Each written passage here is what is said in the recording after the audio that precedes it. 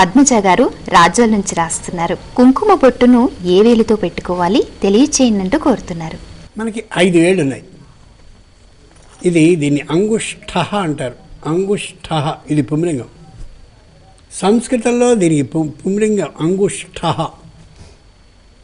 ఈ 4కి అంగుళ్య అంటారు. అంగుళీ అనేది స్త్రీ. ఈ 4 స్త్రీలింగాలు. ఇది పుంలింగం. ఈ 5టికి ఒక్కొక్క దానికి ఒక్కొక్క ప్రత్యేకత ఉంది.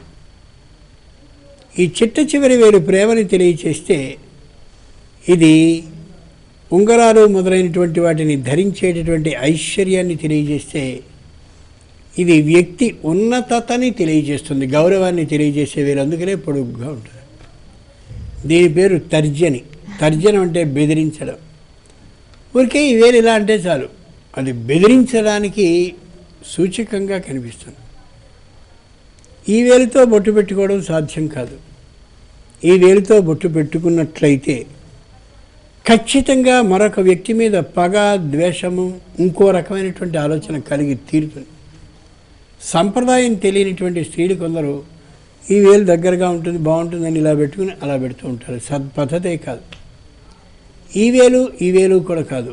మధ్యవేలు ఏదైతే ఆదర అభిమానాలని, తన ఆభిజాత్యాన్ని, ఆత్మ అభిమానాన్ని తెలియచేసేటటువంటి ఉన్నతత్వంతో ఉంటుందో దీనిని తాను ఇక్కడ గట్టిగా ఒత్తి అలాగే ఎదుటామికి కూడా పెట్టాలి.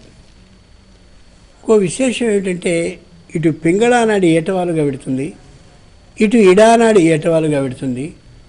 వెన్నెముక ఏదైతే ఉందో ఆ వెన్నెముక చివరి భాగంలో మూల ఆధార చక్రం నుండి సన్నగా సూక్ష్మ రూపంతో దైవ మార్గం అంటే దైవం అలా దాని గుండా ప్రయాణించేటటువంటి అమోఘమైన నాడి అయిన సుషుమ్న నడిపైకి వస్తుంది.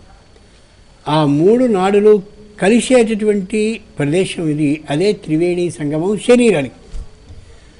ఇటువంటి చోట మాత్రమే ఈ మధ్య వేలితో కుంకుమని గట్టిగా కానీ ఒకసారి ఒత్తి పెట్టినట్లయితే, తాను కూడా అట్లా పెట్టుకున్నట్లయితే తన శరీరాన్ని నియంత్రించేటటువంటి కేంద్రస్థానం ఇది. కాబట్టి ఆ రోజుకి ఆ వ్యక్తికి విపరీతమైనటువంటి అహంకారం, ఆవేశం, గర్వం, దర్పం, మదం అవన్నీ ఆ రోజుకి అణగుతాయి.